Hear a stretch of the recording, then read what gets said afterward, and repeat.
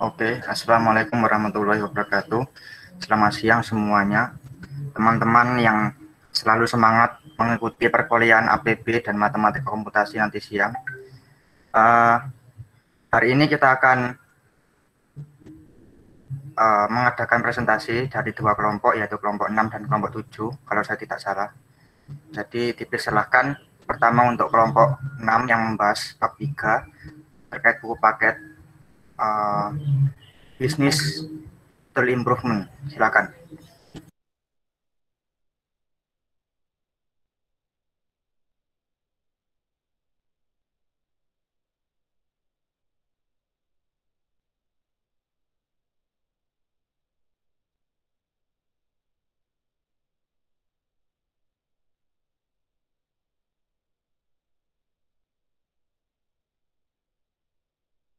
Halo, permisi. Permisi, apakah Ya, masuk. presentasi saya sudah masuk? Baik.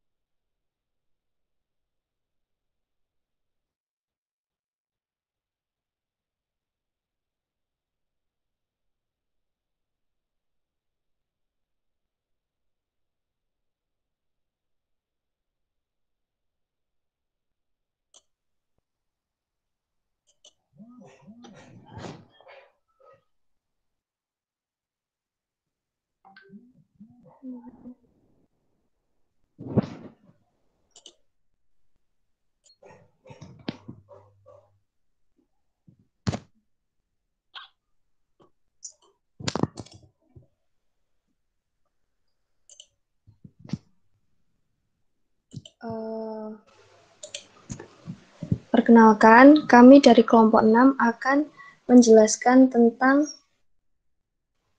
understanding your current business process. Kelompok kami beranggotakan 1. Muzayanatul Wafiro dengan NPM 050, kemudian Sofiatul Badriyah dengan 058, dan saya sendiri Syarani Ratnaswari dengan NPM 062. Di sini kami akan menjelaskan tentang proses bisnis, dokumentasi proses bisnis, dan membuat flowchart proses bisnis.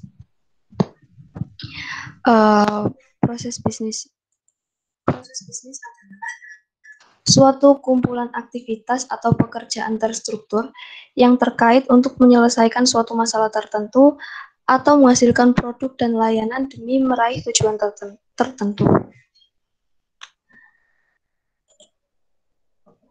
Dari proses ke departemen ke proses bisnis. Berikut ini merupakan contoh proses bisnis sederhana, dimulai dari customer membeli sebuah barang, kemudian salesnya menerima order dan mengirim ke regional headquarter. Kemudian oleh order processing department, order diverifikasi dan dicek keakuratannya. Kemudian oleh accounting department, kreditnya dicek, kemudian stoknya apakah ada atau enggak itu dicek oleh stock control department, kemudian order dikonfirmasi, dan detailnya dikirim ke pabrik oleh produksi departemen. Pesanan semua dikumpulkan, kemudian pesanan dikirimkan kepada pembeli. Klasifikasi proses bisnis.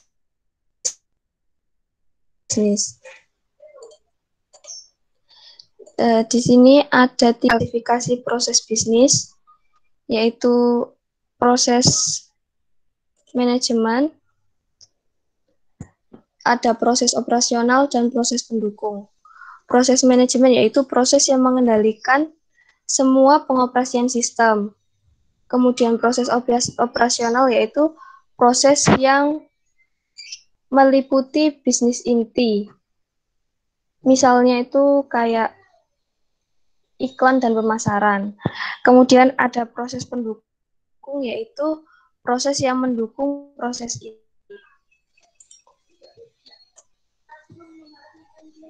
Kemudian bagaimana cara mengidentifikasi file proses bisnis sebelum mendokumentasikan proses bisnis, yaitu dengan memetakan atau mengelompokkan hal-hal berikut ini. Yang pertama ada strategi organisasi, kemudian yang ke stakeholder atau pemangku kepentingan, yaitu contohnya organisasi dan lembaga. Kemudian ada ekspektasi harapan terkait dengan produk dan layanan yang diberikan oleh organisasi. Kemudian ada proses bisnis yang menghasilkan produk atau layanan. Kemudian yang kedua ada dokumentasi proses bisnis. Untuk meningkatkan proses bisnis, kita perlu mengetahui proses bisnis saat ini. Untuk mengetahui proses bisnis saat ini dengan teliti, rinci, dan mendetail, kita perlu mendokumentasikan proses bisnis. Slide selanjutnya akan dijelaskan oleh rekan saya, Sofi. Yang selanjutnya, Silakan. terima kasih. Selanjutnya, kapan dokumentasi proses itu dapat dilakukan? Yang pertama, dokumentasi proses dapat dilakukan satu persatu terkait dengan proyek yang melibatkan proses tertentu. Yang kedua, di saat keseluruhan di awal improvement journey yang bersifat umum.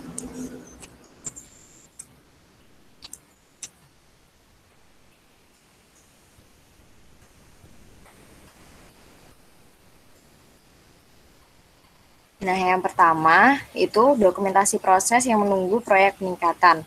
Proses baru didokumentasikan jika sebuah proyek atau aktivitas lain dimulai untuk meningkatkan proses tersebut. Nah, tujuannya yang pertama yaitu pemahaman bersama dalam tim peningkatan tentang isi dari proses. Yang kedua, ruang lingkup proses yang didefinisikan, seperti juga batas-batas proses yang berdekatan. Yang ketiga yaitu menentukan masalah yang lebih spesifik dalam proses utama.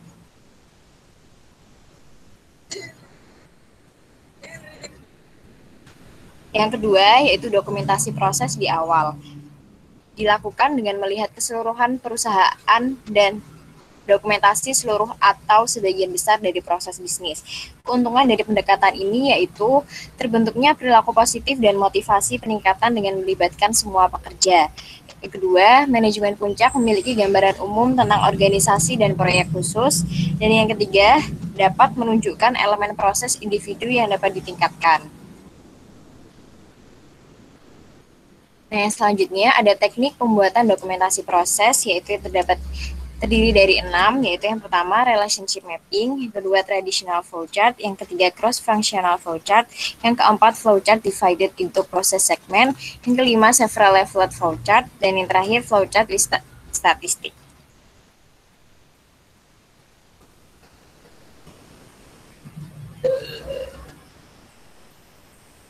Nah, yang pertama yaitu relationship mapping. Relationship mapping yaitu peta hubungan yang memberikan gambaran umum tentang siapa saja pihak yang terlibat dalam proses tersebut. Dalam pembuatan relationship mapping ini tidak memperhitungkan aktivitas dan juga urutannya. Nah, ini terdapat prosedur membuat relationship mapping. Yang pertama yaitu mengidentifikasi unit yang berperan. Yang kedua, membuat diagram yang mana setiap unit ditempatkan dalam posisi yang logis dan benar. Yang ketiga, menentukan tipe hubungan antar bagian. Dan yang terakhir, menghapus unit yang tidak berhubungan dengan unit yang lainnya. Nah, ini ada contoh kasus relationship mapping. Di sebuah perusahaan internasional besar diorganisir dengan satu lokasi manufaktur pusat yang mencakup seluruh Eropa dan dealer lokal yang terdapat di sejumlah negara. Terdapat indikasi yang jelas bahwa proses pasokan, termasuk mengkomunikasikan kebutuhan dari dealer lokal dan distribusi kepada mereka tidak berjalan dengan baik. Oleh karena itu, perusahaan memulai proyek untuk meningkatkan aliran material yang dimulai dengan perusahaan induk. Namun, terbukti sulit untuk membentuk kesan keseluruhan dari arus informasi dan barang. Oleh karena itu, diputuskan untuk memulai proyek dengan menggambar peta hubungan atau yang disebut relationship mapping.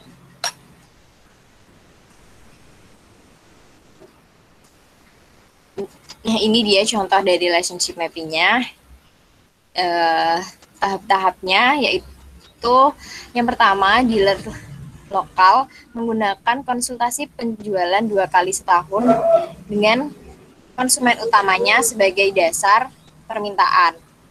Nah, kemudian berdasarkan informasi dari konsultasi ini, mereka mentransfer perkiraan permintaan untuk berbagai kelompok produk ke unit manufaktur. Dari informasi yang didapat dari seluruh dealer, kemudian informasi tersebut digabungkan lebih lanjut menjadi ramalan kasar untuk 6 bulan ke depan. Setelah itu, informasi tersebutlah yang menjadi dasar untuk negosiasi dengan supplier tentang persetujuan periode berikutnya. Permintaan yang detail dikeluarkan oleh dealer log setiap bulan dengan waktu pengiriman yang tetap dari lokasi manufaktur selama 3 minggu. Produk yang dipesan bisa diambil dari persediaan barang akan diproduksi sebelum dikirim ke dealer.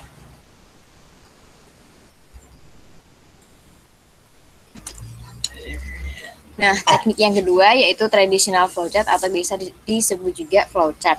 Flowchart adalah penggambaran grafik aliran aktivitas dalam suatu proses menggunakan diagram alur atau yang biasa dipanggil flowchart. Memperkuat fakta bahwa jauh lebih mudah untuk memahami sesuatu yang disajikan secara grafis daripada dijelaskan dengan kata-kata. Dengan kata lain, gambar yang bernilai dari 1000 kata. Flowchart ini menggunakan simbol yang berbeda-beda untuk mewakili aktivitas dan panah untuk menggambarkan hubungan antar aktivitasnya. Nah, ini ada simbol-simbol flowchart. Yang pertama ada persegi panjang dengan sudut-sudut yang tumpul, yaitu melambangkan start atau finish point. Yang kedua, persegi panjang dengan sudut siku-siku yang melambangkan langkah-langkah atau aktivitas dari proses. Kemudian ada bentuk belah ketupat yang melambangkan decision point. Kemudian ada dokumen yang dilambangkan dengan simbol seperti yang ada di slide. Yang kelima ada bentuk simbol seperti jajar genjang yang menunjukkan input atau output.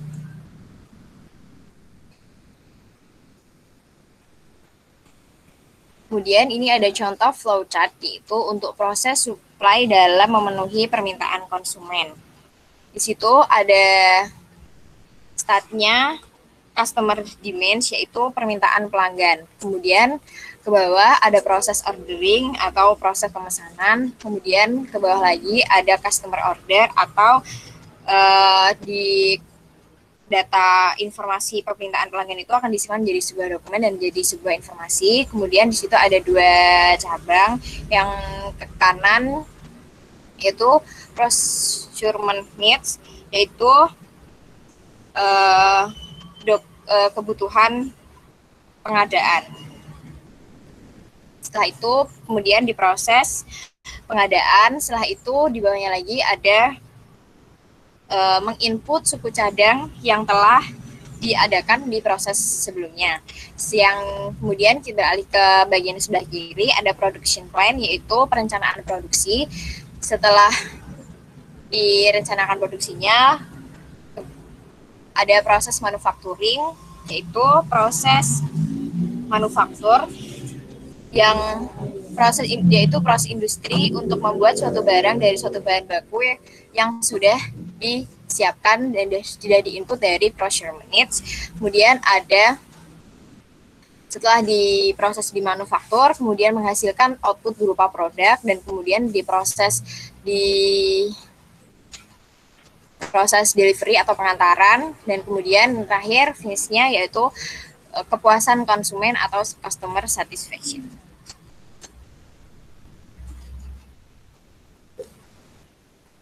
Kemudian yang ketiga ada cross-functional flowchart. Cross-functional flowchart ini memberikan informasi tambahan siapa yang melakukan aktivitas dan di departemen apa proses tersebut terjadi. Ini ada contoh dari cross-functional flowchart yang tradisional tadi pindah menjadi cross-functional flowchart. Yang proses ordering itu yang melakukan adalah si customer, kemudian di production planning yang melakukan adalah planning departemen atau departemen perencanaan, kemudian proses procurement yang dilakukan oleh procurement department atau departemen pengadaan, kemudian proses manufacturing yang dilaksanakan oleh departemen manufaktur, kemudian proses delivery yang dilaksanakan oleh departemen distribusi, kemudian kembali lagi jenisnya menjadi satisfied customer yang ditindak oleh customer.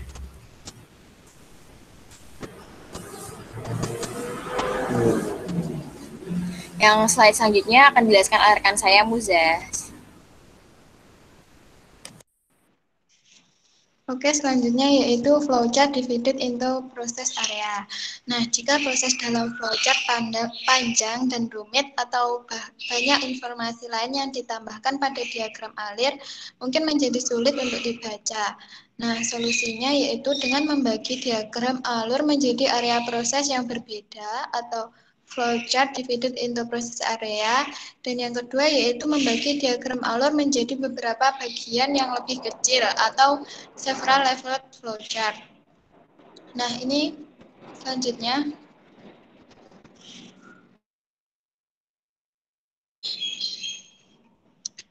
Nah, ini contoh flowchart divided into process area.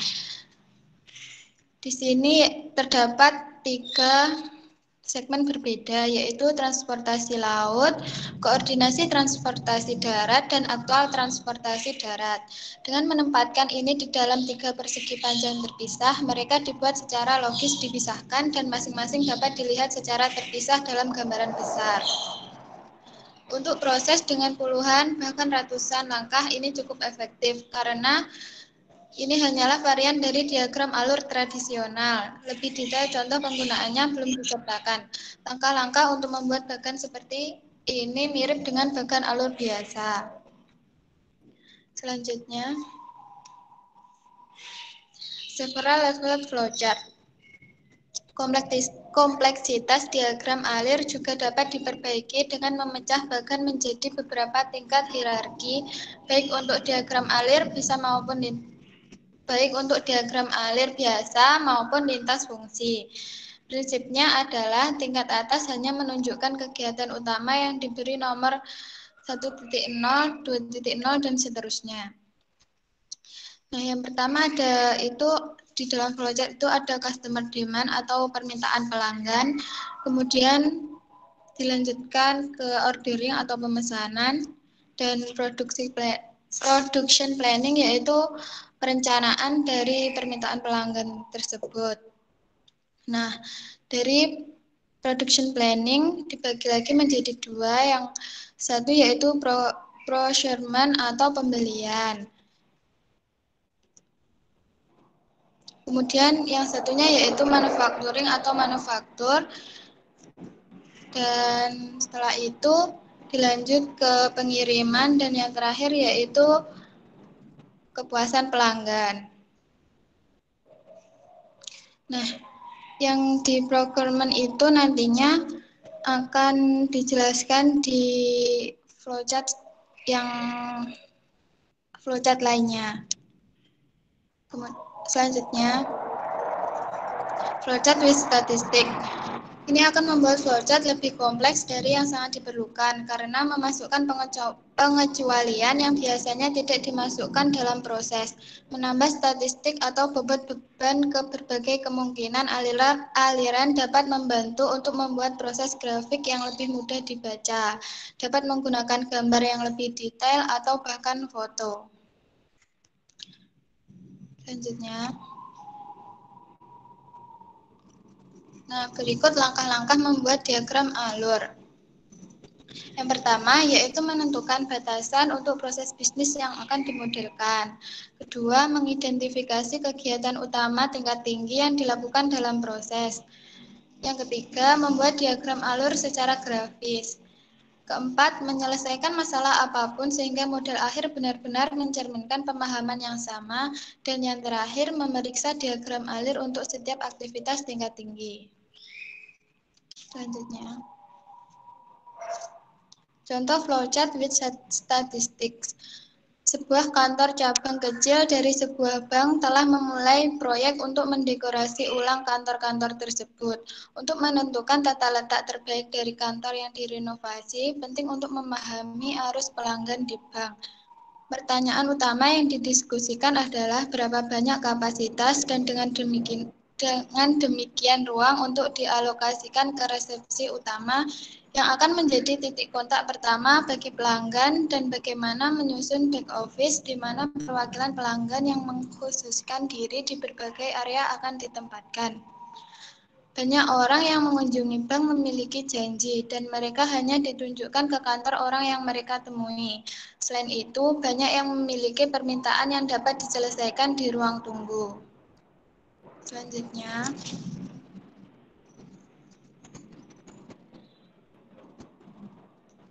berikut contoh dari flowchart with statistic.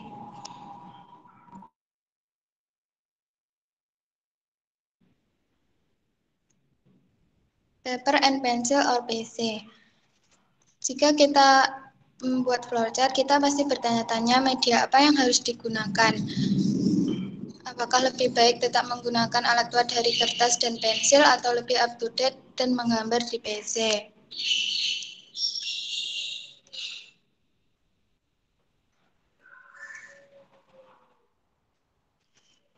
Baik, terima kasih. Apakah ada pertanyaan?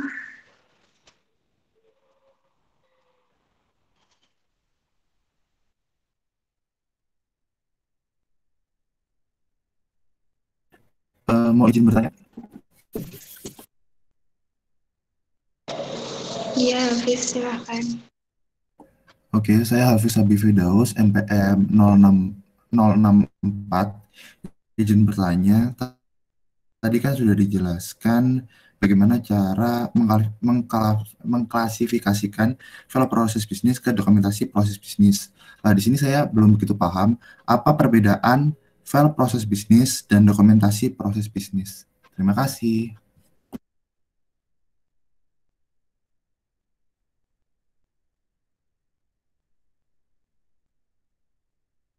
Baik, terima kasih pertanyaannya, Hafiz.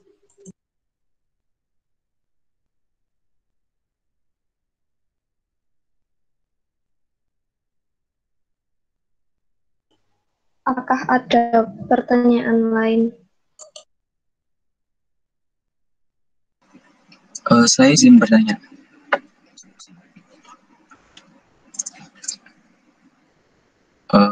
Permisi. Ya, silakan. Assalamualaikum warahmatullahi wabarakatuh. Selamat pagi rekan-rekan semua.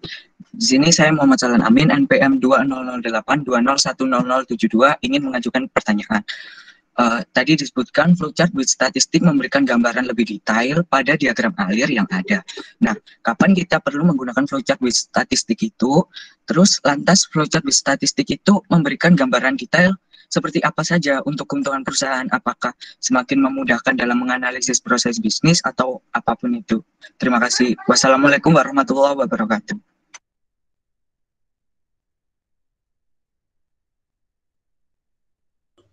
Baik, terima kasih Sahlan pertanyaannya.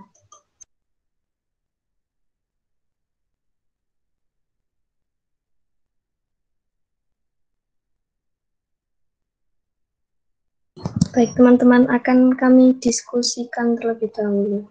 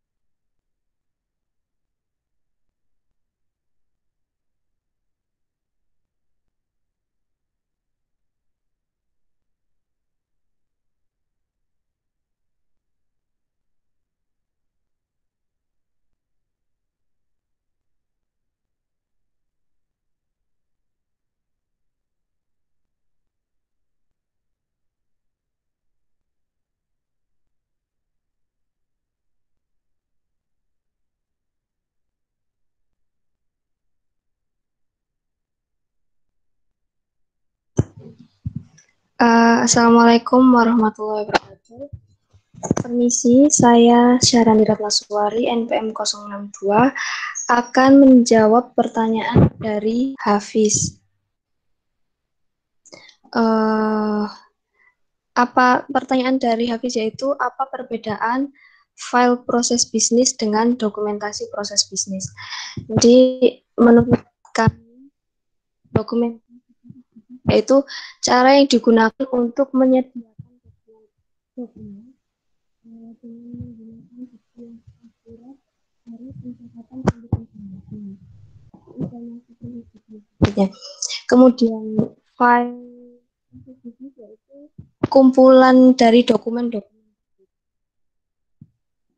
Apakah kurang?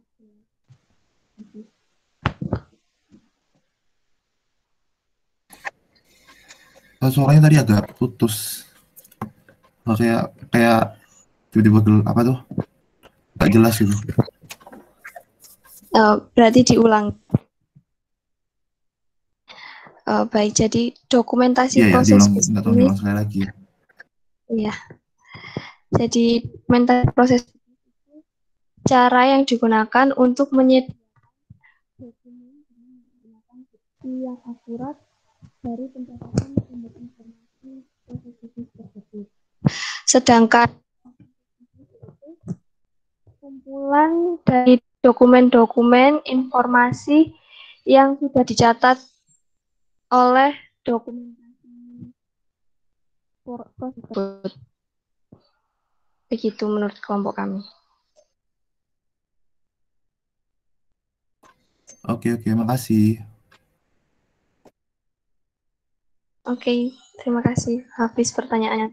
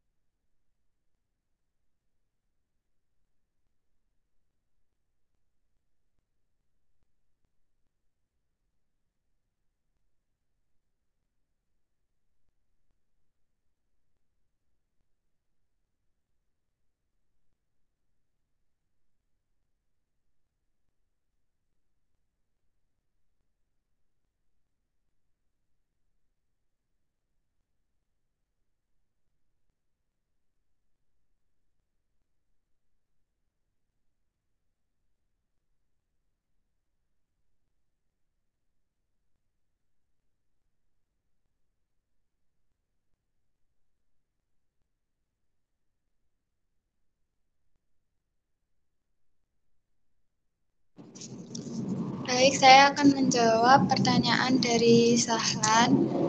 Tadi pertanyaannya, apa keuntungan menggunakan flowchart with statistik? Nah, flowchart with statistik ini kan menampung pengecualian-pengecualian yang kadang tidak bisa dimasukkan atau terlalu kompleks apabila ditulis dalam jenis flowchart lain. Nah, sehingga dalam flowchart with statistik digambarkan aliran data yang dibutuhkan oleh perusahaan secara mendetail, sehingga akan memudahkan perusahaan dalam melakukan perancangan sistem informasi perusahaan.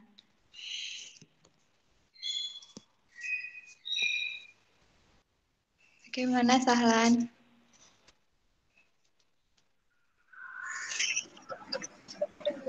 Ya, baik. Terima kasih untuk jawabannya. Oke, sama-sama.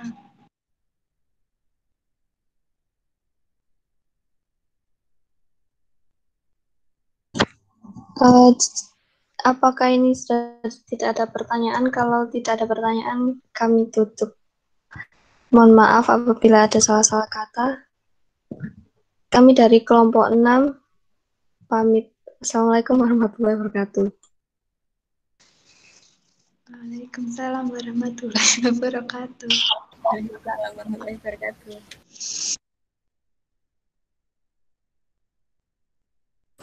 Waalaikumsalam warahmatullahi wabarakatuh. Terima kasih kelompok 6 atas presentasinya yang sangat menarik sekali.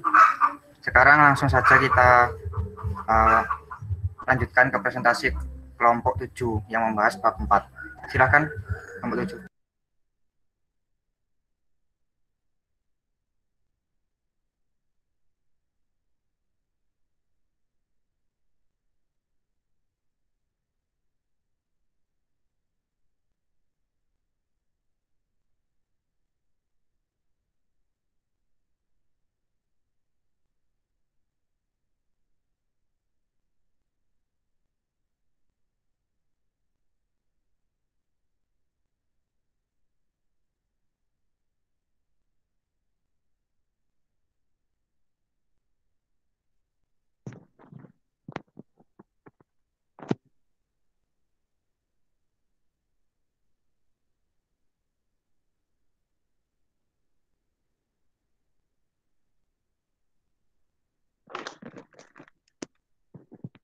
Halo,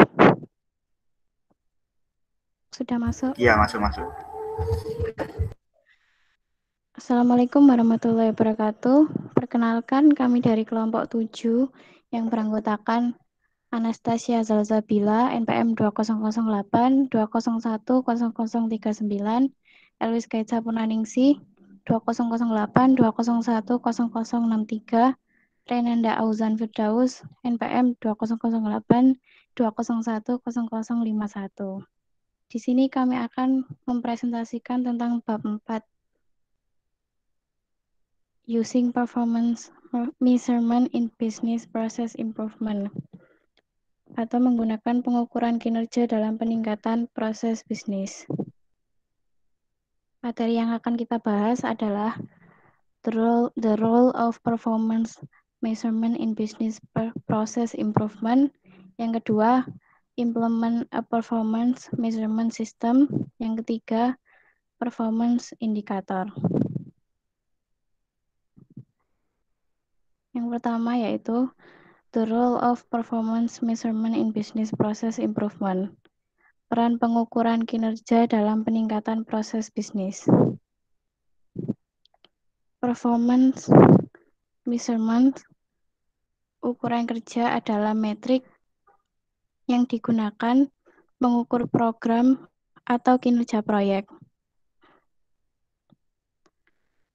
Maksud dari metrik ini adalah sebuah target yang menjalankan performa kinerja dari suatu perusahaan untuk merealisasikan objek strategi dari perusahaan tersebut. Sedangkan performance measurement atau pengukuran kerja adalah pemantauan dan pelaporan program kemajuan dan pencapaian menggunakan ukuran kerja yang telah dipilih sebelumnya. Elwis. Apa? Slide-nya nggak berubah itu. Ya.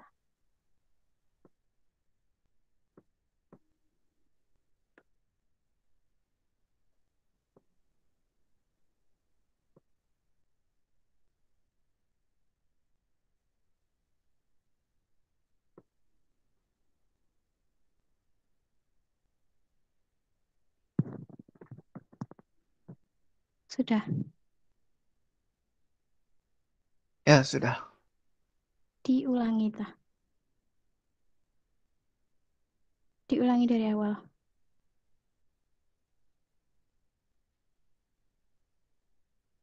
Halo? Nggak apa-apa, lanjut aja. Di sini. Bagaimana cara pengukuran kinerja yang digunakan dalam organisasi? 1. Memantau tingkat kinerja keseluruhan organisasi. 2. Menetapkan arah strategis dan menggunakan pengukuran untuk memastikan kepatuhan arah. 3. Menggunakan tingkat performa rata-rata atau absolut untuk melakukan operasi mendetail perancangan kegiatan dan proses nasional. 4. Menggunakan riwayat kinerja. Mengembangkan perkiraan biaya untuk produk atau jasa. 5. Mendasarkan perancangan pada data kinerja terbaru. 6. Menetapkan pandangan jauh ke depan atau peringatan dini melalui pemantauan indikator kinerja terkemuka. 7. Melakukan penilaian pemasok secara teratur. Yang ke-8 yaitu memanfaatkan pengukuran kinerja untuk mengubah perilaku individu, kelompok, atau seluruh organisasi, dan dengan demikian digunakan untuk mempromosikan yang diinginkan perubahan. 9. Menetapkan insentif dengan berfokus pada parameter kinerja tertentu dan menggunakan data kinerja sebagai dasar untuk bonus atau penghargaan lainnya. 10. Menggunakan pengukuran kinerja untuk menentukan proses apa yang dibutuhkan perbaikan. 11. Mengevaluasi proyek perbaikan untuk memantau apakah mereka menyelesaikan janjinya. 13. Memanfaatkan data kinerja untuk tujuan pemasaran. 14. Berbagi data dengan pelanggan, misalnya sebagai pendekatan untuk mendokumentasikan kinerja itu dengan dianggap serius. Yang terakhir adalah pembandingan. Selanjutnya akan dijelaskan oleh Anas. Silakan. Mengapa diperlukannya pengukuran kinerja atau performance measurement? 1. Untuk mengidentifikasi proses atau area yang perlu ditingkatkan, di mana tanpa adanya pengukuran kinerja tidak akan tahu mana proses yang dikatakan baik dan mana proses yang dikatakan belum baik. 2. Memberikan gambaran perkembangan dari waktu ke waktu atau disebut dengan tren kinerja. Contohnya seperti seorang mahasiswa yang memiliki yang namanya IPS atau Indeks Prestasi Semester, di mana mahasiswa tersebut bisa melihat IPS tersebut dalam setiap semesternya. Dan tren dalam IPS mahasiswa tersebut apakah mengalami trennya naik atau bisa jadi trennya turun. Dan nantinya mahasiswa tersebut akan membuat sebuah rekomendasi dalam perbaikan belajar dari IPS tersebut. 3. Membandingkan tingkat kinerja suatu perusahaan dengan perusahaan lain atau bisa jadi tingkat kinerja dari suatu waktu ke waktu. 4. Menilai apakah proyek peningkatan akan dimulai atau telah selesai memang benar-benar atau akan membawa hasil. 5. Mengevaluasi alat peningkatan yang harus digunakan dari masa depan. Faktanya bahwa data kinerja yang ada tentang suatu proses dapat juga memberikan wawasan yang berguna tentang penyebab kinerja rendah. Ini bisa terjadi lagi digunakan dalam fase analisis dalam proyek perbaikan untuk memahami aspek mana proses yang perlu diubah. Singkatnya, melihat sebuah sistem pengukuran kinerja tim sebagai bagian integral dari sistem peningkatan proses bisnis.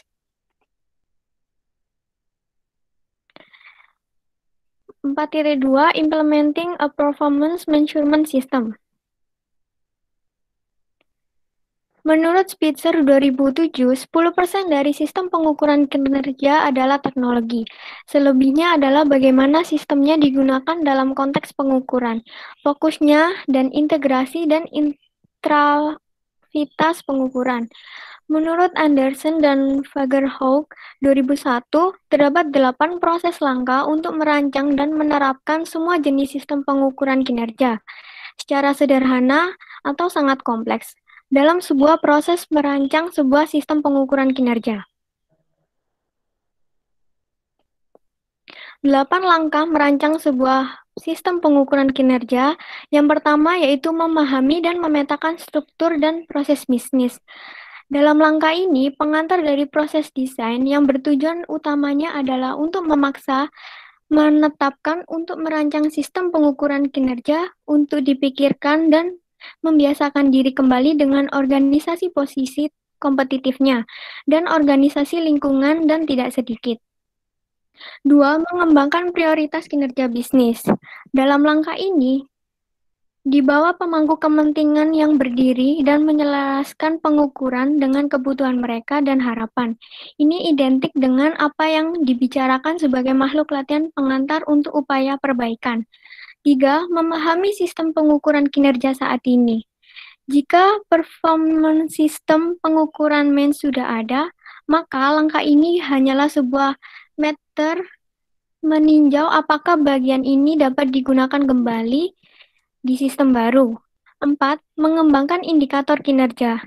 Dalam bagian elemen terpenting dari sistem pengukuran kinerja yang canggih adalah seperangkat kinerja indikator yang akan digunakan untuk mengukur kinerja organisasi dan proses bisnis. Tujuan dari langkah ini adalah untuk mengisi kinerja sistem pengukuran dengan jumlah yang sesuai dan relevan dan tepat indikatornya. 5. Memutuskan bagaimana mengumpulkan data yang dibutuhkan. Tujuan dari kegiatan ini adalah untuk mengumpulkan data yang diperlukan untuk ditentukan indikator kerja, mulai dari pengumpulan data manual hingga otomatis, pengambilan data metrik untuk mengambil informasi yang diperlukan dari TI. 6. Merancang format pelaporan dan penyajian data kinerja. Dalam langkah ini, di mana akan memutuskan bagaimana data kinerja disajikan ke pengguna, bagaimana pengguna harus menerapkan data kinerja untuk manajemen pemantauan dan peningkatan, kemudian siapa yang akan memiliki hak akses untuk perform data, MENS, dan sebagainya. 7. Menguji dan menyesuaikan sistem pengukuran kinerja. Di sini, sistem diuji agar elemen yang tidak bekerja sesuai rencana dapat disesuaikan. 8. Menerapkan sistem pengukuran kinerja.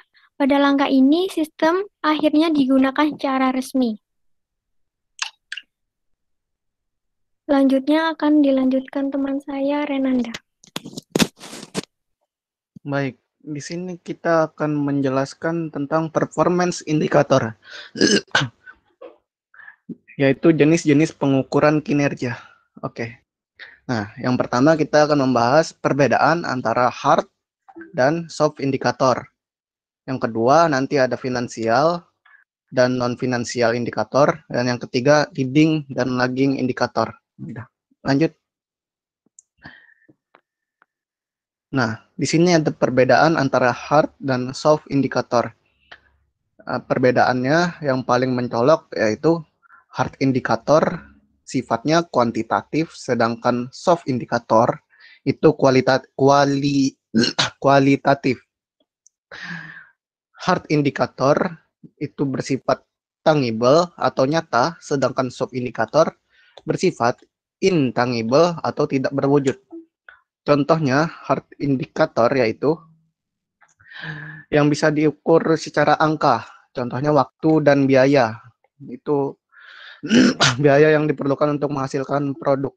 Kalau soft indikator, contohnya adalah kepuasan konsumen, berapa jumlah barang yang dibeli kembali. Gitu. Lanjut. Ini juga perbedaan antara hard indikator dan soft indikator. Yang pertama, di hard indikator ada objective reference. Sedangkan di soft indikator ada observer bias. Nah, kalau yang object reference maksudnya bisa secara langsung diukur, sedangkan observer bias dia ini sifatnya subjektif. Kenapa jadi subjektif? Dia karena sifatnya kualitatif. Yang kedua ada accurately known dan surrogate indikator. Accurately known artinya langsung bisa diketahui secara langsung dan akurat. Sedangkan surrogate indikator artinya tidak bisa diketahui secara langsung. Terus ada hierarchical, ini artinya bisa ditentukan tingkatnya apakah sudah baik atau belum. Sedangkan multivariable situation itu tidak bisa apa? Karena kualitatif itu banyak, jadinya dia bisa disebut multivariable situation. Misalnya kepuasannya, citra perusahaan, loyalitas, makanya disebut multivariable karena kualitatif itu banyak. Lanjut.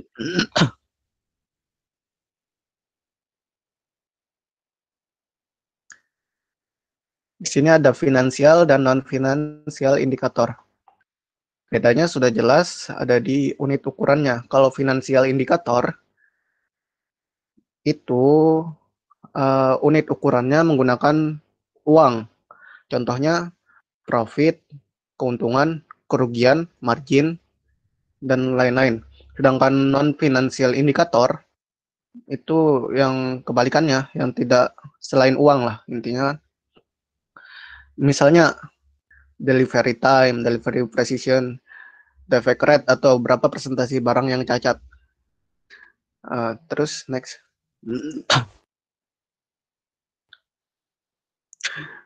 Leading dan lagging indikator. Nah, lagging indikator ini membahas tentang hal yang sudah terjadi atau pasnya itu. Sedangkan leading itu yang akan terjadi. Jadi bedanya sudah jelas di situ. Terus kalau lagging indikator itu mudah diukur, tetapi sulit diubah karena kan sudah terjadi. Kalau yang sudah terjadi itu bisa kita ukur, tapi kan nggak bisa juga kita ubah. Sedangkan leading indikator dia abstrak karena belum terjadi, tapi kita bisa mengira-ngira. Lagging indikator itu bisa dibilang output yang kita inginkan, sedangkan leading itu inputnya. Misalnya gini, lagging indikatornya sekarang kurang baik, berarti kita harus mengimprove dong, memperbaiki. Nah, kita memperbaikinya dengan menggunakan leading indikator. Kita kira-kira apa langkah yang harus kita ambil untuk perusahaan agar lagging indikator yang di masa depan yang akan terjadi itu udah bagus kayak gitu. Nah, udah, terima kasih. Lanjut. Oke, apakah dari teman-teman ada yang ingin ditanyakan? Mau izin bertanya. Oke, baik, Hafiz. Terima kasih. Saya Hafiz Abi Firdaus, NPM 064, izin bertanya. Tadi kan sudah dijelaskan mengenai finansial indikator, non-finansial indikator, terus juga ada leading sama lagging indikator. Pertanyaan adalah, apakah fungsi atau manfaat yang didapatkan perusahaan jika membuat atau menjalankan seluruh indikator tersebut, kinerja tersebut? Terima kasih. Terima kasih Hafiz Abi Firdaus sudah bertanya ke kelompok kami. Apakah ada yang lain? Saya Permisi. Silakan Guntur duluan tadi. Terima kasih. Saya Guntur Adi Pratama, NPM 045, izin bertanya. Mohon bisa dijelaskan lagi terkait dengan leading dan lagging indikator. Seperti itu. Terima kasih. Oke, jadi ini pertanyaan atau minta jelaskan ulang ini, si Guntur? Jelaskan ulang. Oke, baik. Coba tadi Frans dulu, mau nanya apa? Ya, saya Francisco Guntur, NPM 04, izin bertanya. Tadi kan ada dijelasin tentang 8 langkah merancang sebuah sistem pengukuran kinerja. Nah, apakah ada alternatif yang dapat dilakukan jika salah satu dari dari 8 proses itu tidak berjalan dengan lancar. Oke, sekian, terima kasih. Terima kasih banyak Franz sudah bertanya ke kelompok kami. Oke, saya akan menjelaskan ulang dulu tentang leading dan lagging indikator ini. Anggaplah leading ini sebagai inputnya, lagging indikator ini sebagai outputnya. Gimana ya? Leading ini, misal nih ya, perusahaan dapat kerugian ya, berarti kan outputnya yang lagging indikatornya nih rugi nih si perusahaannya nih. Terus langkah apa yang harus diambil oleh perusahaan? Nah, kita cari dulu langkahnya kan. Gimana cara kita mencari langkahnya? Kita analisa pasti. Analisa dari situasi yang ada. Itu menggunakan leading indikator. Agar output yang diinginkan nanti atau lagging indikatornya nanti itu hasilnya bagus. Nah, sampai sini apakah kurang jelas, Mas Guntur? Siap. Terima kasih atas penjelasannya. Oke, baik.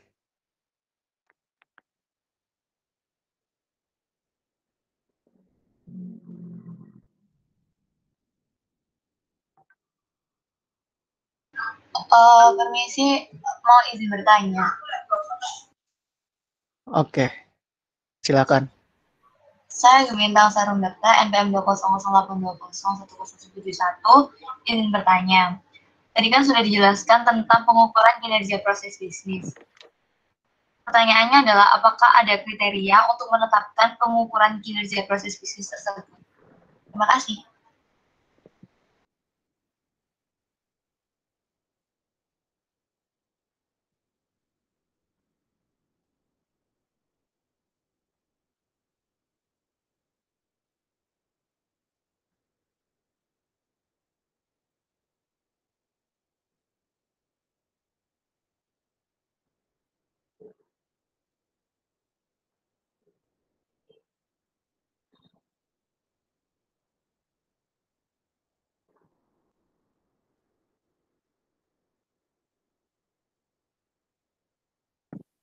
Mohon izin, saya Anastasia Zaltabila Hermawan dengan NPM 039 akan menjawab pertanyaan dari Hafiz. Pertanyaannya, apa fungsi atau manfaat yang didapatkan perusahaan jika membuat atau menjalankan seluruh indikator kinerja tersebut? Jadi, fungsi perusahaan dapat memperbaiki proses bisnis yang kurang berhasil, dan perusahaan dapat memperkirakan langkah atau keputusan yang dapat didasari oleh indikator-indikator tersebut. Apakah kurang jelas? Sudah sangat jelas. Terima kasih Anastasia atas penjelasannya. Ya, terima kasih kembali.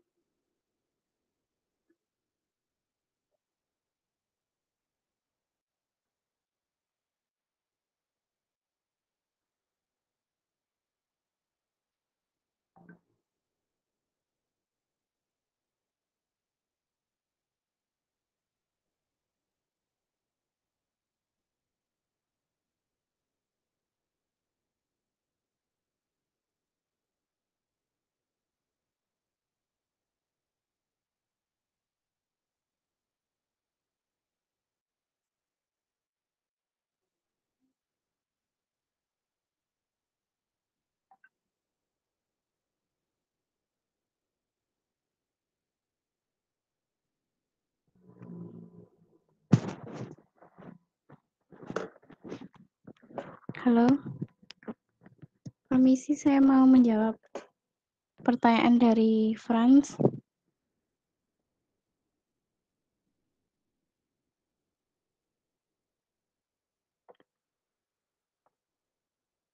Menurut kelompok kami,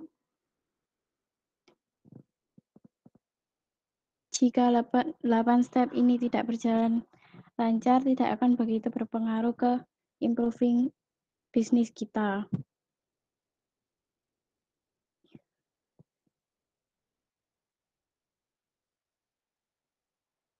Itu tidak harus dilakukan, tetapi memudahkan kita untuk mengimprove bisnis kita. Kayak gitu. Bagaimana Saudara Franz, apakah sudah jelas? Sudah sangat jelas.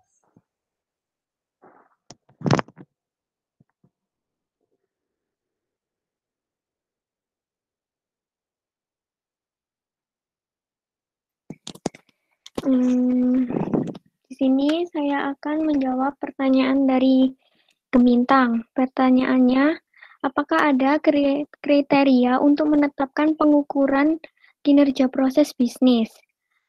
Jadi, dalam penetapan pengukuran kinerja proses bisnis memiliki beberapa kriteria ideal, seperti relevan, yaitu dengan apa yang diketahui, true, indikator yang benar-benar mencerminkan apa yang ingin diketahui, spesifik, memperhatikan variabel-variabel lain yang dapat mempengaruhi hasil pengukuran, konsisten, hasil pengukuran konsisten oleh siapapun dan dimanapun ukuran diambil, clear, tidak dapat diinterpretasikan secara berbeda-beda, aksesibel, data ukuran dapat diperoleh atau bisa diukur, ekonomikal, pengukuran dapat dilakukan secara ekonomis dan tidak terlalu mahal, timely, hasil pengukuran dapat diperoleh tepat waktu, actionable, hasil pengukuran dapat ditindaklanjuti, dijadikan dasar pengambilan keputusan, full and proof, pengukuran tidak didorong perilaku yang tidak diinginkan demi tercapainya sebuah target hasil pengukuran kinerja tersebut. Apakah jelas? Iya, sudah jelas. Terima kasih atas penjelasannya. Kembali kasih.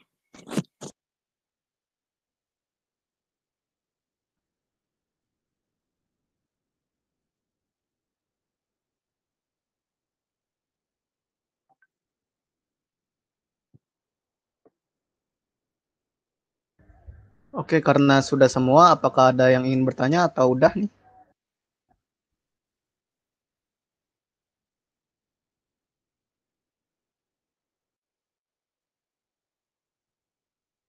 Oke, baik. Karena tidak ada yang bertanya, kami tutup. Assalamualaikum warahmatullahi wabarakatuh.